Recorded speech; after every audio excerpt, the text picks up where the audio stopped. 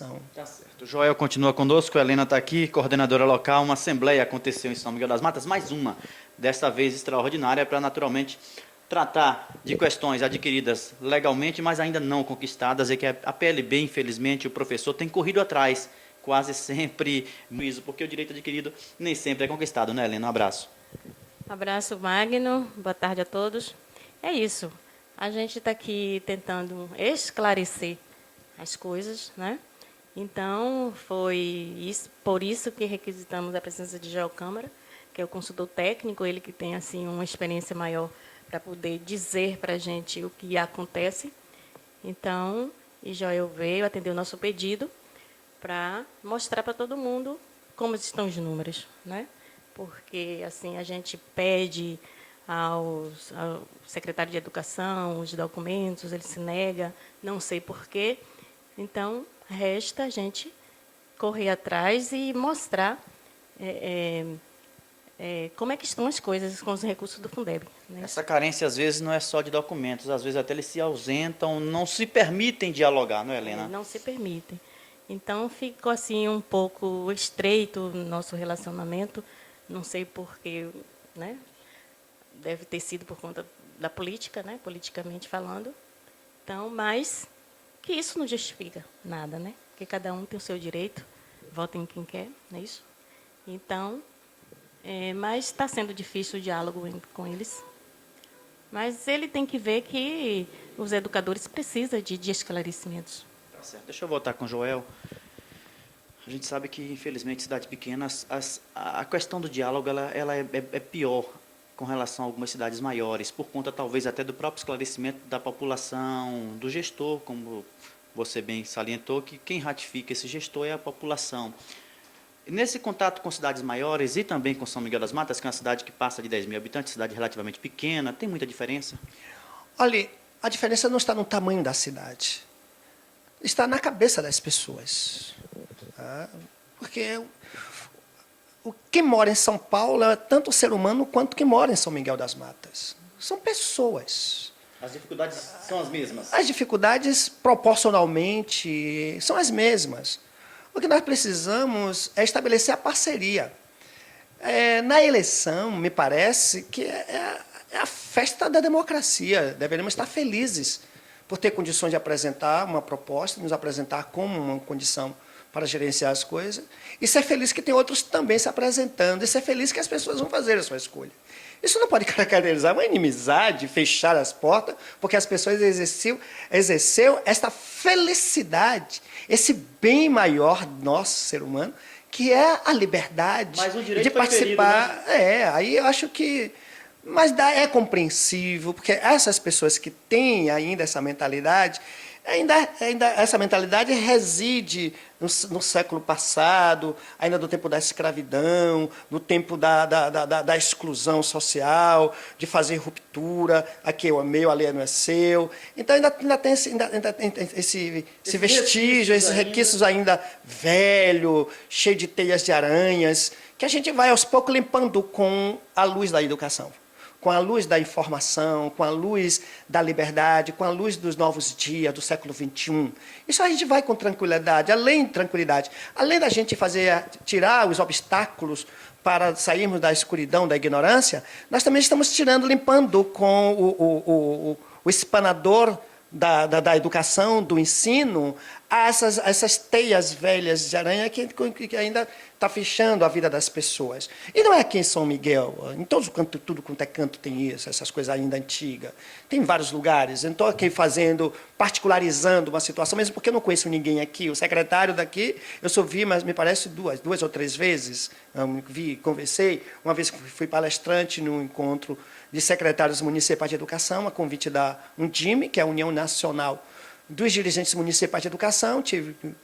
Eu fui palestrante nesse encontro e umas 2 vezes aqui na cidade, quando nós estávamos concluindo o plano de carreira do Magistério Público. Portanto, eu não conheço a sua história, não conheço o seu jeito de governar, não conheço o seu jeito de gestor da educação, não conheço sua concepção, sua ideologia política, ideológica, pedagógica e educacional, não sei. Eu estou falando do modo geral. Se algumas pessoas se encaixam nesses elementos, desses institutos da escuridão, da estupidez, se encaixam, é uma oportunidade que nós temos agora de dizer, poxa, é verdade, eu estou nisso, eu preciso fazer essa ruptura, tirar essa casca da minha vida, porque eu sou educador. E a essência da educação é a libertação das pessoas. Então, Joel, não vamos fazer isso. Dentro daquilo que você percebeu, dentro dos poucos documentos que teve acesso, dá para afirmar que ainda existem equívocos com relação à prestação de contas do Fundeb 2012? Olha, a partir do documento analisado, não é possível fazer uma análise. Aliás, tem uma afirmação de que o recurso foi mal gerenciado, mal gerido. Não. Isso seria uma leviandade e uma irresponsabilidade muito grande da minha parte. Porque os documentos que vieram não foram precisos, não foram os documentos que nós achávamos que deveria ter para ter um diagnóstico perfeito, com 100% de precisão do que foi, como foi gasto, de que forma foi gasto os recursos da educação. Mas foi possível vislumbrar como é que está o comportamento da receita e despesas com a educação no município. Tá? O município arrecadou algo em torno de R$ 595 mil em janeiro, do Fundeb, e pagou uma folha dos 60% de 180 mil. A legislação, precisamente a Lei 11.494, diz que a Prefeitura, os governos municipais, estaduais e da União, têm que aplicar nunca menos que 60% desse recurso com a educação. Em janeiro, a Prefeitura só aplicou 30%, ou seja, a metade do mínimo obrigatório. Em fevereiro, pagou também abaixo do mínimo, e foi oscilando. Eu só sei que a Prefeitura saiu de uma folha dos 60% de 180 mil para 300 e poucos mil reais. Foi um crescimento muito grande. A justificativa pode ser do aumento de 22%. Mas se você pegar 180 multiplicar por 22%, você vai encontrar 40 e poucos mil reais, 42 mil, 43 mil reais. E a diferença de 180 para 300 mil é 120 mil, mais de 120 mil, que é mais de 300 mil. Então, a diferença é muito grande. 300%. Pois é, uma diferença muito grande em relação ao início do exercício de janeiro. Então, é o dinheiro do professor, é o dinheiro do educador que está aí, que precisamos esclarecimento a respeito de como é que faz. O que pode vislumbrar é que o número de alunos daqui do município tem que estar compatível com a legislação. É 1 por 25, ou seja, tem que ter uma média de cada professor, um grupo de 25 alunos. Tem mais professores do que o número Pois de alunos matriculados? Eu não sei precisamente se tem mais professor do que alunos matriculados. Eu só estou tendo um exemplo. Mas a informação que nos foi dada hoje na Assembleia, que tem professor com 10 alunos, com 15 alunos, 16 alunos, ainda tem contrato. Quer dizer, a gente precisa esclarecer isso. Qual é a necessidade do contrato? Se nós temos uma rede, e essa rede tem que ter uma correlação 25 por 1, e nós temos aqui alguns professores com 10, com 15. E nós temos menos de 3 anos que foi feito um concurso público em São Miguel das Matas, pois inclusive abrindo vaga para o magistério. Então, é um recurso que deve ser investido no professor. Olha, quando eu falo investir em professor, não é uma questão muito de birra de categoria, não se trata de birra de categoria ou luta corporativista. É fundamentalmente importante o investimento no professor para que o seu filho tenha condição de ter um futuro melhor. Porque o futuro do seu filho não tem um outro caminho. O futuro dele começa e vai caminhar nas mãos de um professor. Se tiver um outro caminho que não seja o professor, não é verdade, não é nesse mundo. Só se for em outro planeta. Porque no planeta Terra, onde tem seres humanos, o futuro das suas crianças, o futuro dos seus filhos, só tem um início e um caminho. Chama-se professor. Não tem outro. E se você não investe no professor, você não está investindo no futuro da sua criança, dos seus filhos. Logo, você está comprometendo uma estrutura da sociedade. Está comprometendo a vida da sociedade. É milenar essa estrutura. Pois é, essa estrutura já é milenar. Se você não garantir esse mínimo investimento, nós vamos ter... Hoje, por exemplo, 98% dos professores não orientam seus filhos em ser professor. Ao contrário, que 98% dos advogados orientam seus filhos a serem advogados, 99% dos médicos orientam seus filhos a serem médicos, 97% dos engenheiros orientam seus filhos a serem engenheiros. Ao contrário, 98% dos professores não orientam seus filhos em ser professor. Só 2%. Pois é, só 2% orientam seus filhos em ser professor. E esses 2%, pasmem, esses 2%, onde é que reside basicamente esses 2%?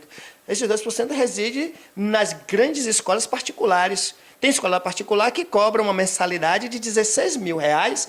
Quem é que bota seu filho? Qual é o trabalhador que tem condições de pagar uma mensalidade escolar de 16 mil, de 8 mil, de 6 mil reais, como grandes escolas, como a Pan-Americana, e por aí vai, essas escolas gigantescas? Só os grandes industriários, das grandes poderosas indústrias, é que botam seus filhos nessas escolas.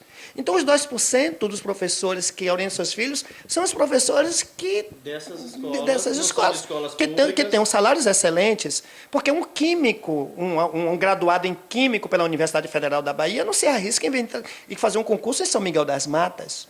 Ele já tem lá, o seu currículo já está apresentado nesse formato, tem garantia de emprego nas grandes poderosas escolas particulares. Inclusive escolas fora do país, porque a Universidade Federal da Bahia forma um grupo de excelência. Um matemático, um físico, um biólogo, um químico, além com sua bacharelado e a licenciatura, ele tem poder de a dimensão do que são essas disciplinas, e logo ele vai desenvolver suas atividades em outras estruturas. Então, são esses que orientam seus filhos, porque tem um padrão social, diferentemente dos 98% dos grupos professores. Então, se o poder público não tem essa compreensão de investimento, eu não quero dizer que o município de São Miguel das Matas tem que tirar dinheiro de pedra para pagar professor, não trata disso. Tem que trabalhar em cima da sua realidade objetiva e concreta. Eu quero dizer que nós precisamos de parceria para esse debate. E nós não precisamos de portas fechadas. Sonhar combina com viver, combina em tudo com você. Criativa.